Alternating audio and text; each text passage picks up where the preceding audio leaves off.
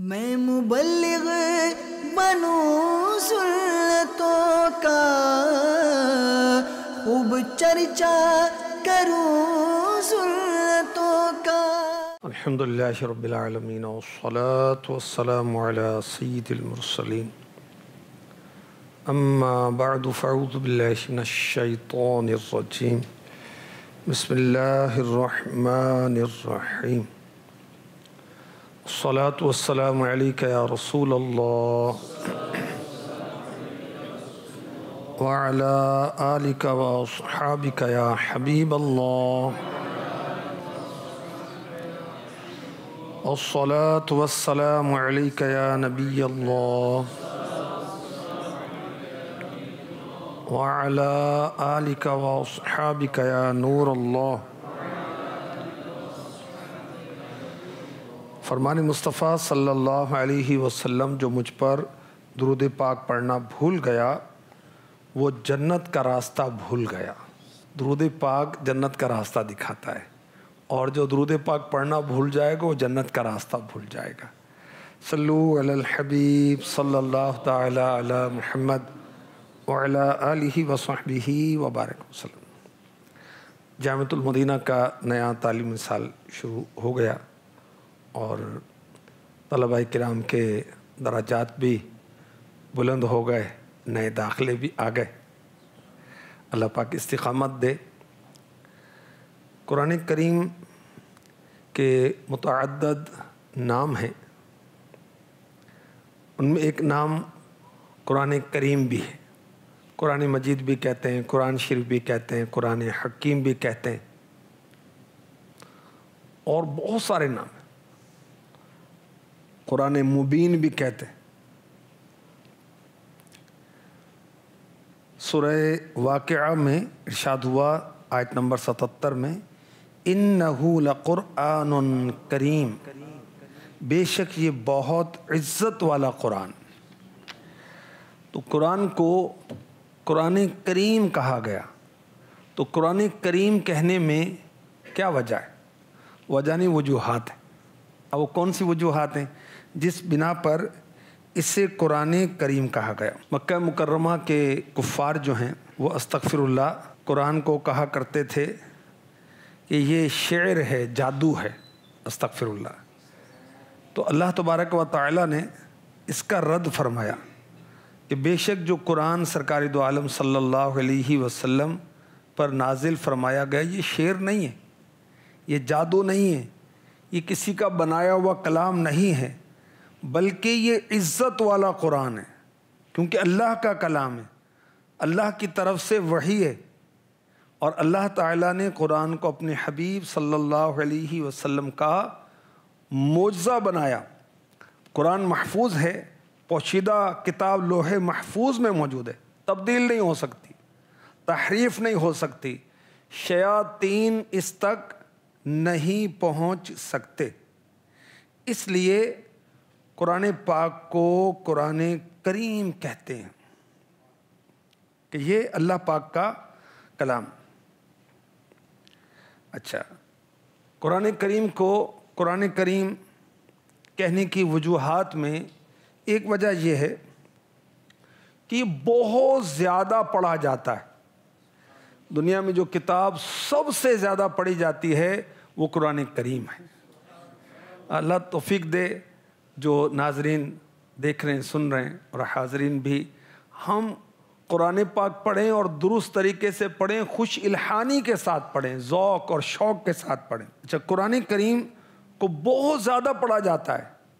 اچھا، عام طور پر جس چیز کو زیادہ پڑھا جاتا ہے تو اس سے دل اکتا جاتا ہے، مگر سبحان اللہ و بحمدہ سبحان اللہ العظیم، قرآن کریم میں اللہ پاک نے ایسی مٹھاس رکھی ہے، ایسی حلاوت رکھی ہے، ایسی لذت رکھی ہے کہ بار بار پڑھنے کے باوجود دل اکتاتا نہیں ہے۔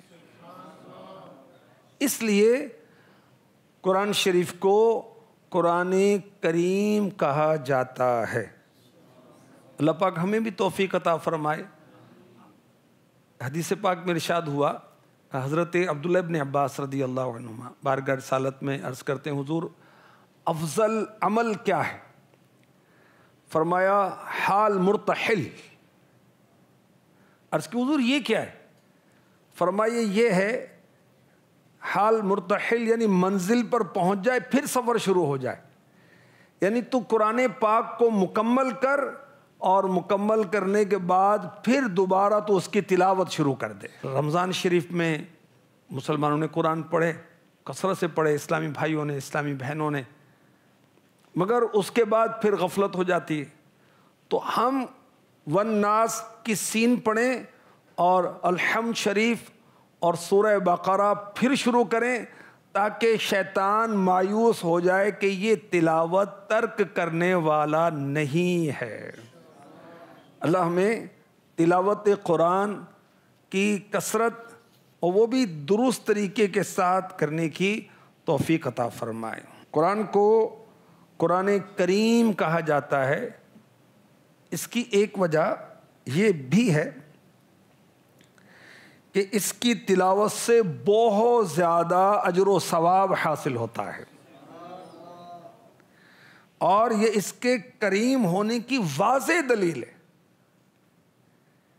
میرے آقا صلی اللہ علیہ وآلہ وسلم نے ارشاد فرمایا، جس نے کتاب اللہ، یہ بھی قرآن کا ایک نام ہے، قرآن شریف سے ایک حرف تلاوت کیا، اس کو اس کی وجہ سے ایک نیکی ملے گی، اور ہر نیکی 10 نیکیوں کے برابر ہے۔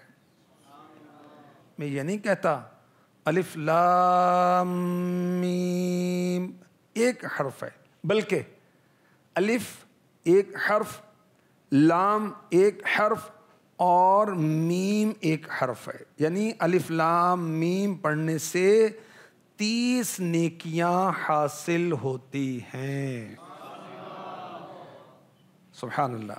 تو قرآن پاک کو قرآن کریم کہا جاتا ہے، اس کی ایک وجہ یہ ہے کہ اس کی تلاوت سے اجر و ثواب بہت زیادہ حاصل ہوتا ہے۔ سبحان اللہ۔ آئیے دعا کرتے ہیں۔ اللہ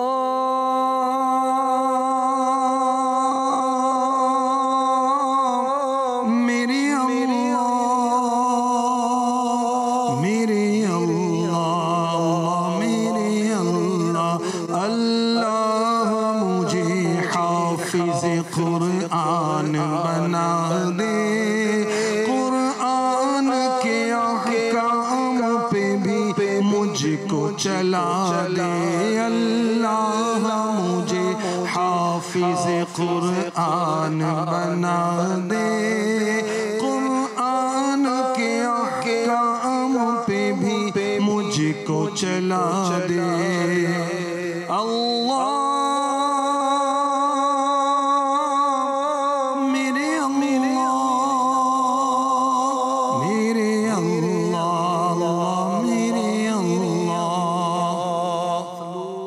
حبیب صلی اللہ تعالی علی محمد وعلی آلہ وصحبہ وبارک وسلم۔ انہ لقرآن کریم، بے شک یہ بہت عزت والا قرآن۔ تو کریم قرآن پاک کو کہا جاتا ہے بہت عزت والا۔ اس کی ایک وجہ یہ بھی ہے کہ قرآن پاک سے جو چیز طلب کی جائے وہ مل جاتی ہے۔ کیسے؟ فقہا، حلال و حرام کا علم جاننے والے جو ہیں، بیان کرنے والے، اس سے احکام شریعہ نکالتے ہیں قرآن سے۔ سورہ بقرہ میں تو 1000 احکام بیان کیے گئے، اور حضرت امام مجاہد رحمۃ اللہ تعالی علیہ کی بات یاد آ گئی۔ آپ نے حضرت عبداللہ ابن عباس رضی اللہ عنہما سے قرآن پاک پڑھا، اور پڑھنے کا انداز کیا تھا؟ ہر آیت پر ٹھہر کر اس آیت کا شان نزول سیکھا۔ ہر آیت کو پڑھنے کے بعد حضرت عبداللہ ابن عباس رضی اللہ عنہما سے اس آیت کا حکم معلوم کیا۔ تو قرآن پاک سے فقہا فقہی احکام، احکام شریعہ، حلال و حرام کا علم نکالتے ہیں۔ جو حکماء ہیں، ایک تو دوائی دینے والے ہوتے نا حکیم، وہ نہیں، فہم رکھنے والے، حکمت کی باتیں جاننے والے، حکمت کی باتیں بیان کرنے والے قرآن سے حکمت کے موتی نکالتے ہیں، اور جو زبان دان ہیں، ادیب ہیں، اس سے ادب حاصل کرتے ہیں، عارف اللہ کی پہچان حاصل کرنے والے اس سے معارف کو حاصل کرتے ہیں، مؤرخ یعنی ہسٹری لکھنے والے قرآن سے تاریخ حاصل کرتے ہیں، متکلم اس سے عقائد پر دلائل کو منطبق کرتے ہیں، صوفی قرآن سے تصفیہ قلب اور تزکیہ نفس کے رموز حاصل کرتے ہیں، اور جو ہدایت کے طالب ہیں وہ قرآن سے ہدایت حاصل کرتے ہیں۔ قرآن سے دوزخ سے نجات کا طریقہ ملتا ہے۔ قرآن پاک کو پڑھیں تو معلوم ہوگا کہ ہم دوزخ سے کیسے نجات حاصل کر سکتے ہیں۔ قرآن کو پڑھیں تو اس سے ہمیں یہ معلوم ہوگا کہ جنت کے حصول کا راستہ کیا ہے۔ تو اس لیے قرآن کو قرآن کریم کہا جاتا ہے۔ اللہ ہمیں ذوق اور شوق کے ساتھ قرآن کو پڑھ کر سمجھ کر عمل کی توفیق دے، اوروں کو پڑھانے کی توفیق عطا فرمائے۔ ہم گھر میں قرآن پڑھائیں، جہاں اٹھتے بیٹھتے ہیں وہاں قرآن پڑھائیں، اور پڑھنے کا شوق دلائیں، ترغیب دلائیں۔ اللہ پاک ہمیں نصیب فرمائے۔ اِنَّهُ لَقُرْآنٌ کریم، یہ عزت والا، بہت عزت والا ہے۔ اس کی ایک وجہ یہ ہے کہ قرآن سے جسمانی شفائیں ملتی ہیں، قرآن سے روحانی شفائیں ملتی ہیں، اور خود قرآن ارشاد فرماتا ہے یا ایھا الناس قد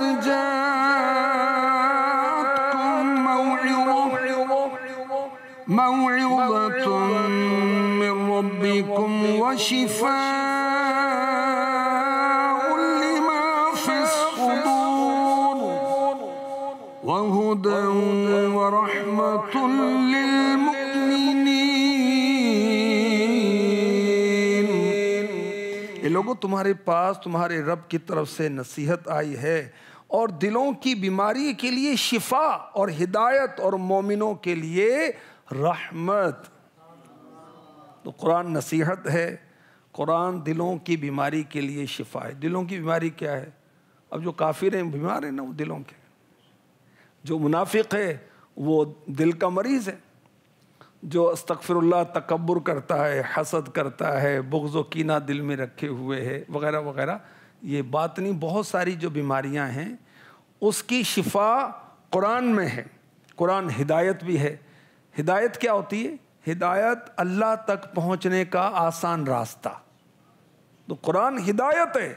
قرآن کی تعلیمات پر جو عمل کرے گا قرآن اسے اللہ کے راستے پر چلا دے گا، اور مومنوں کے لیے رحمت ہے، وَرَحْمَةٌ لِّلْمُؤْمِنِينَ۔ اس وجہ سے بھی قرآن کو کہا جاتا ہے قرآن کریم۔ سبحان اللہ۔ سورہ بنی اسرائیل کی آیت نمبر 82 میں ارشاد ہوتا ہے وَنُنَزِّلُ مِنَ الْقُرْآنِ مَا هُوَ شِفَاءٌ وَرَحْمَةٌ لِّلْمُؤْمِنِينَ۔ ہم قرآن سے اس چیز کو نازل کرتے ہیں جو مومنین کے لیے شفا اور رحمت ہے۔ قرآن رحمت ہے اور شفا ہے۔ تو قرآن کو قرآن کریم اس لیے کہا جاتا ہے۔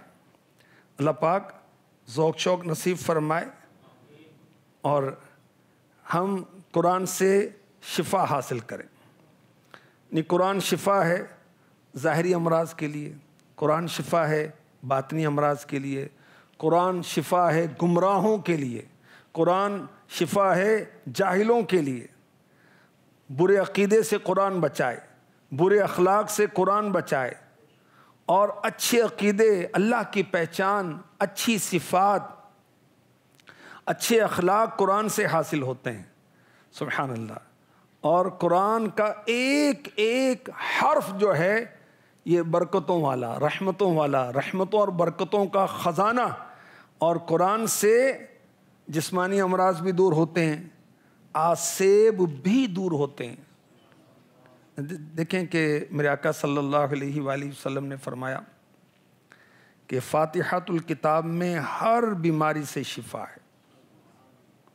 سورہ فاتحہ میں ہر بیماری کا علاج ہے۔ ہمارے آقا صلی اللہ علیہ وآلہ وسلم کے بعد صحابہ عرب کے کسی قبیلے میں گئے، قبیلے کے لوگوں نے مہمان نوازی نہیں کی۔ اسی دوران قبیلے کے سردار کو بچھو نے ڈنک مارا۔ وہ لوگ صحابہ کے پاس آ کر کہنے لگے کیا تم میں سے کسی کے پاس دوا ہے یا کوئی دم کرنے والا ہے؟ صحابہ نے کہا کہ تم نے ہماری مہمان نوازی نہیں کی، ہم دم اس وقت تک نہیں کریں گے جب تک تم اجرت نہیں دو گے۔ صحابہ کرام علیہم رضوان کے لیے انہوں نے بکریوں کا ایک ریوڑ مقرر کر دیا۔ پھر ایک صحابی نے سورہ فاتحہ پڑھ کر دم کیا تو وہ سردار تندرست ہو گیا۔ بچھو نے ڈنک مارا ہے اور صحابی رسول جو ہیں وہ دم کرتے ہیں سورہ فاتحہ پڑھ کر، اور وہ سردار جو ٹھیک ہو جاتا ہے۔ اب قبیلے کے لوگ بکریاں لے کر حاضر ہوئے تو اب صحابہ کرام نے کہا ہم اس وقت تک یہ بکریاں نہیں لیں گے جب تک اس کے بارے میں اللہ کے حبیب صلی اللہ علیہ وسلم سے پوچھ نہ لیں۔ صحابہ نے رسول اللہ سے دریافت کیا تو آقا علیہ الصلوۃ والسلام مسکرائے، فرمایا تمہیں کس نے بتایا تھا یہ دم ہے؟ تمہیں کس نے بتایا دم ہے؟ ان بکریوں کو لے لو، اس میں سے میرا حصہ بھی نکال لو۔ یہ کرم اور شفقت کی وجہ سے ایسے کہا۔ یہ بخاری شریف کی حدیث پاک میں نے عرض کی۔ بی بی عائشہ صدیقہ طیبہ طاہرہ عابدہ زاہدہ مفتیہ عالمہ مجتہدہ، بی بی عائشہ صدیقہ قرآن کی بہت بڑی عالمہ تھیں۔ فرماتی ہیں جس مرض میں رسول کریم صلی اللہ علیہ وسلم کی روح مبارک قبض کی گئی، اس مرض میں آپ سورہ فلق اور سورہ ناس پڑھ کر اپنے اوپر دم فرماتے تھے۔ اور جن کو دین کا کم علم ہوتا ہے تو بعض اوقات تو کہتے ہیں بھی دم کہاں سے آ گیا؟ دیکھو حدیث میں ہے بھائی، بخاری شریف کی حدیث، ابھی یہ بھی دوسری بھی بخاری شریف کی حدیث پاک ہے۔ دم کہاں سے آیا؟ سننے بھی کہاں سے آیا؟ بارگاہ رسالت سے آیا ہے۔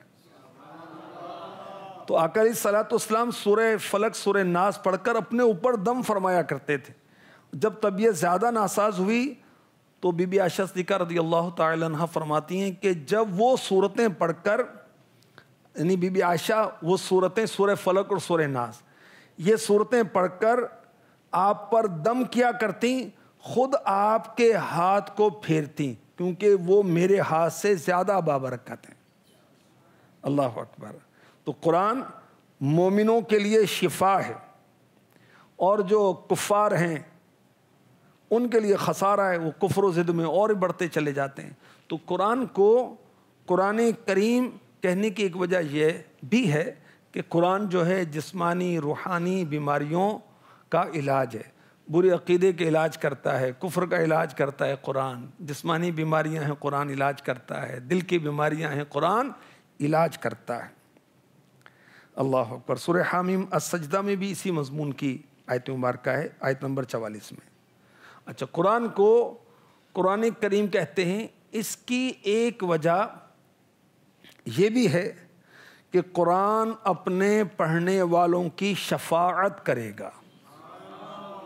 شفاعت کا مطلب ہے سفارش۔ سنن ترمذی کی حدیث پاک، ابن ماجہ میں بھی ہے، مسند احمد میں بھی ہے۔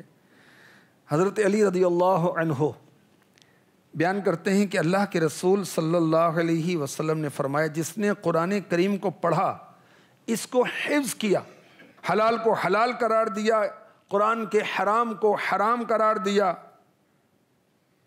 اس کو اللہ تعالی جنت میں داخل کر دے گا، اور اس کے گھر والوں میں سے 10 ایسے افراد کے لیے اس کو شفاعت کرنے والا بنائے جس کے لیے دوزخ واجب ہو چکی تھی۔ جو قرآن کی تلاوت کرتا رہے گا، حفظ کرے گا، تو اس کی بھی قرآن سفارش کرے گا، باعمل حافظ قرآن۔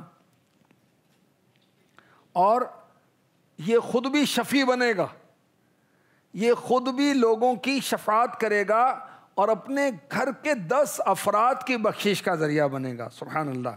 صحیح مسلم شریف کی حدیث پاک، حضرت نواس بن سمعان رضی اللہ عنہ بیان کرتے ہیں، میں نے نبی پاک صلی اللہ علیہ وسلم کو فرماتے ہوئے سنا، قیامت کے دن قرآن کریم کو لایا جائے گا اور ان لوگوں کو لایا جائے گا جو قرآن پر عمل کرتے تھے، اور ان کی پیشوائی سورہ بقرہ، سورہ آل عمران کریں گی۔ یہ 2 صورتیں قرآن کی یہ آگے آگے ہوں گی۔ گویا وہ 2 بادل ہیں یا سیاہ سائے بان جن کی درمیان روشنی ہے، یا گویا وہ صف باندھے ہوئے پرندوں کی 2 قطاریں، وہ اپنے پڑھنے والوں کی شفاعت کریں گی۔ سبحان اللہ، قرآن شفاعت کرے گا۔ اس بنا پر بھی قرآن کو قرآن کریم کہا جاتا ہے۔ تلاوت کا جگہ عطا کرے الہی، معاف فرما میری ہر خطا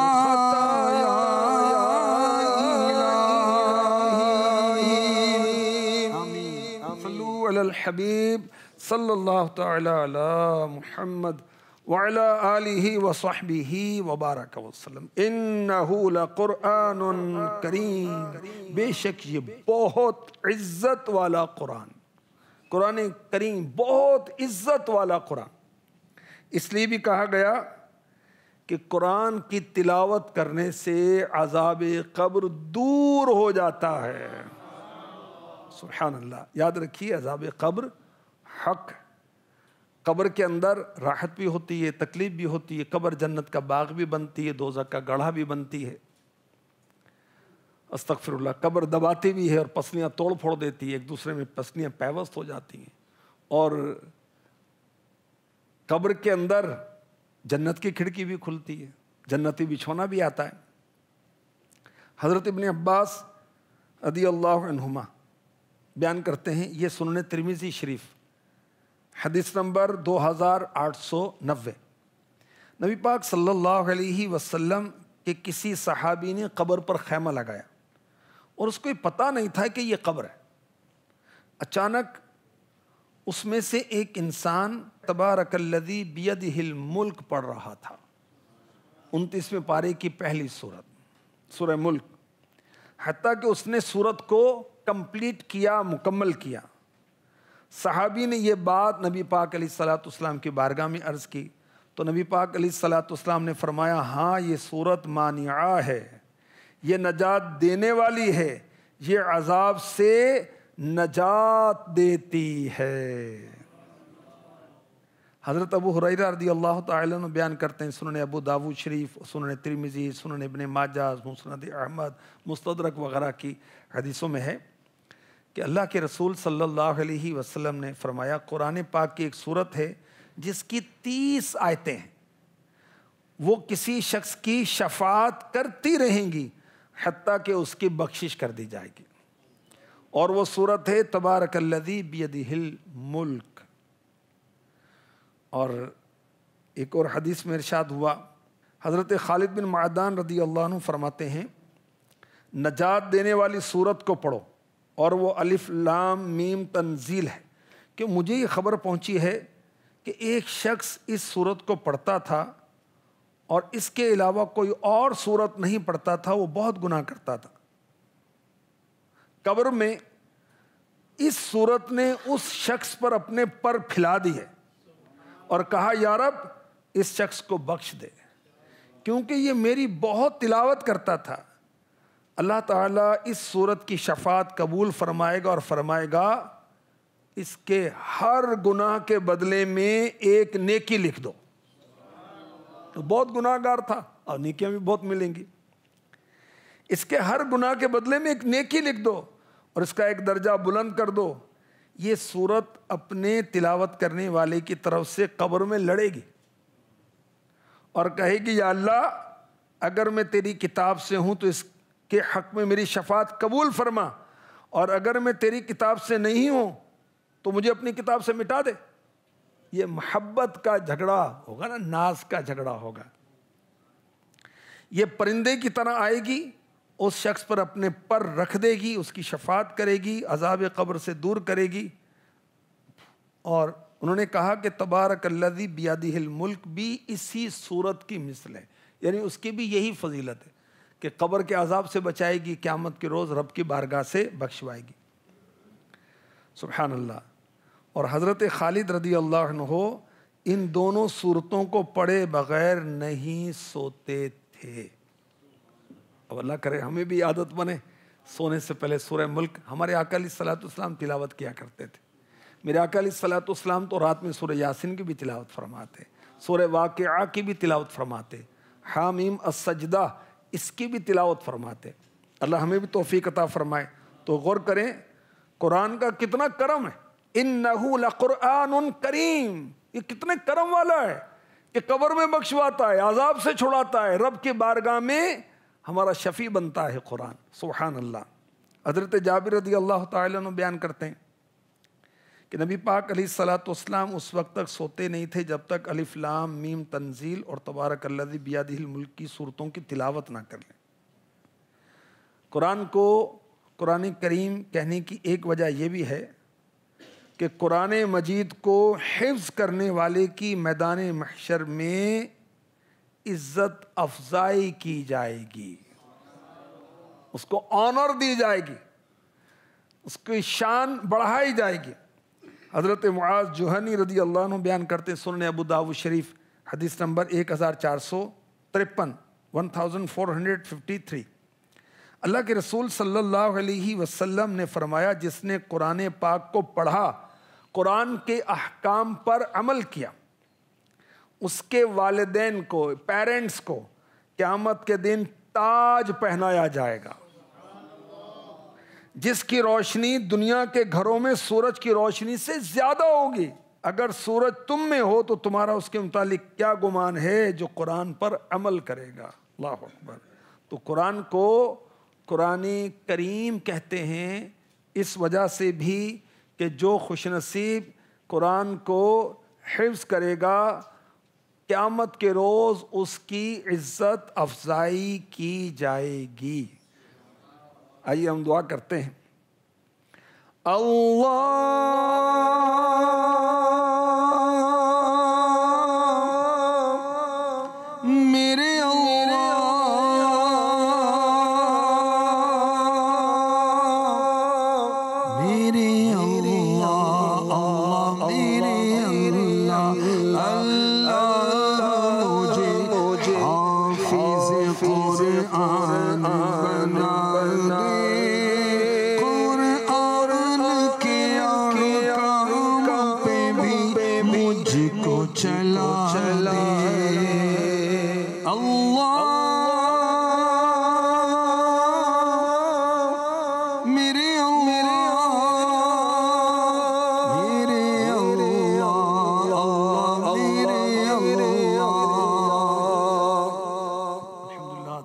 دعوت اسلامی کے دینی ماحول میں، مدنی ماحول میں مدرسۃ المدینہ قائم ہیں، بوائز کے بھی گرلز کے بھی، اور اب تک 4,40,000 کم و بیش بچے اور بچیاں قرآن پاک حفظ و ناظرہ کی تعلیم حاصل کر چکے ہیں۔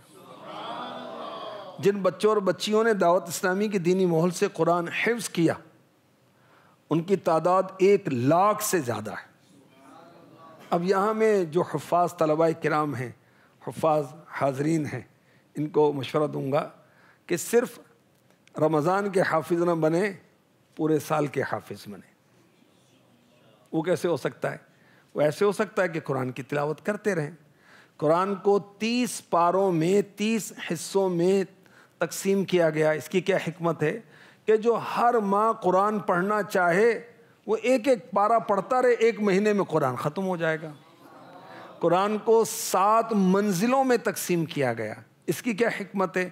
جو ویکلی قرآن ختم کرنا چاہے اس کے لیے حساب آسان ہو جائے۔ تو اللہ کرے ہم پڑھیں، اور جو حافظ ہیں پورا سال حافظ رہیں تو اس کی ایک ترکیب یہ بھی ہے کہ ایک تو صورت یہ ہے کہ ہم امام کے پیچھے نماز پڑھ رہے ہیں، اقتدا کر رہے ہیں، اس میں تو تلاوت نہیں کرنی، چاہے جہری نماز ہے چاہے سری نماز ہے۔ جب ہم منفرد ہیں، اکیلے نماز پڑھ رہے ہیں، تو قرآن کو بالترتیب پڑھتے رہیں۔ اب سارا سال قرآن آپ پڑھتے رہیں گے، آپ کا حفظ پکا رہے گا۔ قرآن پڑھنے کا زیادہ ثواب کب ہے؟ نماز میں۔ نماز کے علاوہ باوضو پڑھیں تو اس سے کم ہے، بے وضو پڑھیں تو اس سے بھی کم ہے، اور بغیر غسل کے تو قرآن پڑھنا جائز ہی نہیں۔ تو نمازوں میں قرآن پڑھیں، نوافل میں قرآن پڑھیں۔ اللہ اکبر۔ پیارے آقا علیہ الصلوۃ والسلام کی جو نمازیں ہیں اس میں دیکھیں تو کئی پارے آپ ایک رکعت میں تلاوت فرما جاتے تھے، اور آقا علیہ الصلوۃ والسلام کی تعلیم و تربیت کے فیضان سے میرے آقا عثمان غنی رضی اللہ تعالی عنہ، یہ بھی حفاظ صحابہ میں سے ہیں، ایک رکعت میں پورا قرآن پڑھا کرتے تھے، ایک رکعت میں پورا قرآن۔ امام اعظم ابو حنیفہ رحمۃ اللہ تعالی علیہ، آپ بھی حافظ قرآن تھے، آپ کے بارے میں بھی یہ ثابت ہے کہ ایک رکعت میں پورا قرآن پڑھا کرتے تھے۔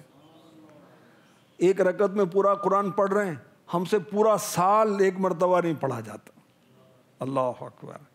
تو جو حافظ ہیں وہ اس کی ترکیب کریں۔ دیکھیں نمازوں کے علاوہ بھی پڑھیں، اچھا ہے، اب اس کے لیے الگ سے آپ کو اہتمام کرنا ہوگا۔ اس میں تو نماز کی تیاری بھی معاون ہو گئی، جو تیاری نماز کی وضو وغیرہ، تو نماز کے دوران ہی آپ نے ترکیب بنا لی۔ تو جو حفاظ طلبہ ہیں انہیں چاہیے کہ یہ ترکیب کریں، اساتذہ کو بھی کرنی چاہیے، جو دیگر ہمارے ناظرین ہیں ناظرات ہیں ان کو بھی کرنا چاہیے۔ پورا سال قرآن ہم پڑھتے رہیں، قرآن سے تعلق ہو اور مضبوط ہو، یعنی دنیا میں، نزا میں، قبر میں، حشر میں، قیامت میں، پل صراط پر قرآن تو جنت میں لے کر جائے گا۔ اس سے تعلق رکھیں اور پھر اس کی کرم نوازیاں دیکھیں، قرآن کریم کی کرم نوازیاں دیکھیں۔ اللہ ہمیں نصیب فرمائے۔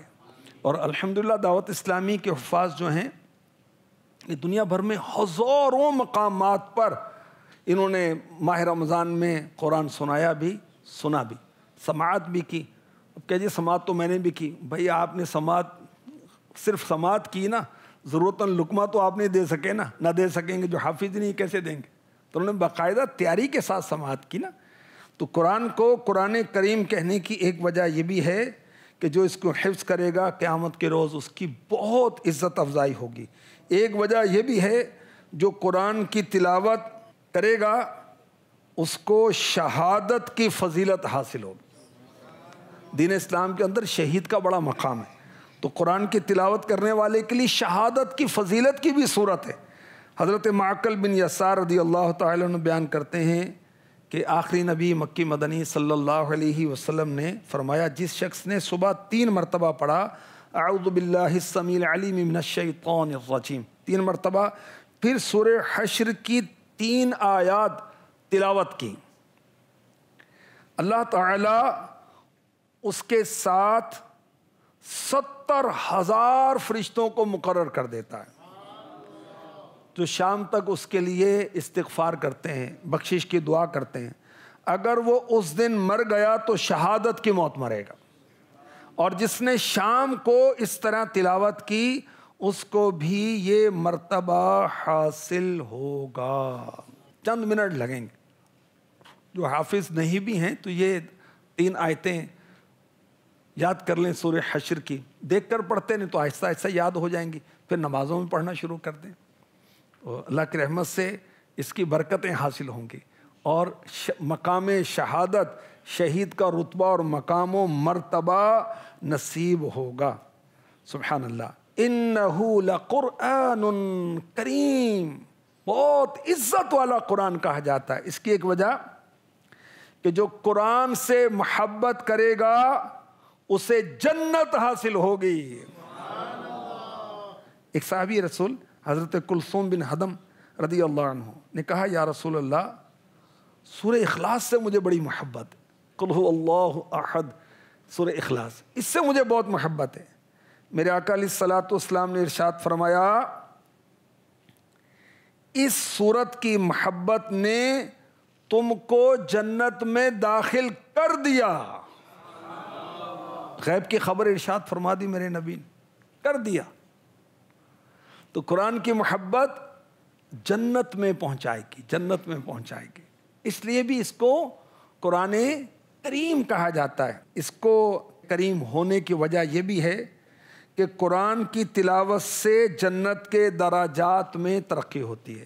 جنت میں ہیں بلندیاں، جو زیادہ مرتبے والا ہوگا اس کو زیادہ بلندی ملے گی، جو زیادہ بلند ہوگا اس کے انعامات زیادہ ہوں گے۔ جہنم کے اندر ہیں درکات، گہرائیاں، جو نیچے جائے گا اس کو عذاب بھی سخت ہوگا۔ میرے آقا صلی اللہ علیہ وسلم نے ارشاد فرمایا، قرآن پڑھنے والے سے کہا جائے گا جس طرح تو دنیا میں آہستہ آہستہ قرآن پڑھتا تھا اسی طرح آہستہ آہستہ قرآن پڑھتا جا، اور جنت کے درجات میں چڑھتا جا۔ جس جگہ تو آخری آیت پڑھے گا وہی تیری منزل ہوگی۔ سبحان اللہ۔ تو قرآن کریم سے اللہ ہمیں محبت عطا فرمائے، اس کی تلاوت کا شوق عطا فرمائے۔ اس کے کرم نوازیاں دنیا میں ہیں، آخرت میں ہیں، نزا میں ہیں، قبر میں ہیں، قیامت میں ہیں، ظاہر میں ہیں، باطن میں ہیں۔ اور الحمدللہ دعوت اسلامی قرآن کی تعلیمات کو عام کر رہی ہے۔ مدرسۃ المدینہ بوائز، مدرسۃ المدینہ گرلز، مدرسۃ المدینہ بالغان، مدرسۃ المدینہ بالغات کے ذریعے، فیضان آن لائن اکیڈمی کے ذریعے پرسنلی بھی اسلامی بھائی پڑھاتے ہیں، گھروں میں جا کر، دکانوں پر جا کر۔ الحمدللہ اب اللہ کرے کہ ہمارے وہ طلباء، وہ ناظرین جو قرآن پڑھانا جانتے ہیں وہ اوروں کو پڑھانا شروع کریں۔ خیرکم من تعلم القرآن وعلمہ، بخاری شریف کی حدیث پاک، تم میں بہترین وہ ہے جو قرآن سیکھے اور سکھائے۔ تو قرآن کو سیکھنے اور سکھانے کا اللہ ہمیں جذبہ نصیب فرمائے۔ امیر اہل سنت نے اپنے وہ عشق بھرے جذبات کا اظہار کیا، عطا ہو شوق مولا مدرسے میں آنے جانے کا۔ جامعۃ المدینہ کے طلباء اور اساتذہ کرام جو ہیں الحمدللہ مدرسۃ المدینہ بالغان میں پڑھاتے ہیں اور بہت اچھا کرتے ہیں۔ جن کے نئے داخلے ہوئے اس کے اہل ہیں وہ بھی پڑھائیں، جو نہیں پڑھاتے وہ بھی پڑھائیں، ناظرین جو اس کے اہل ہیں وہ بھی پڑھائیں، اور جو پڑھانا نہیں جانتے وہ پڑھ کر پڑھانے کا شوق پیدا کریں۔ عطا ہو شوق مولا مدرسے میں آنے جانے کا، خدایا ذوق دے قرآن پڑھنے کا پڑھانے کا، خدایا ذوق دے قرآن پڑھنے کا پڑھانے کا۔ آمین بجاہ خاتم النبیین صلی اللہ تعالی علیہ وسلم۔ میں مبلغ بنوں سنتوں کا، خوب چرچا کروں سنتوں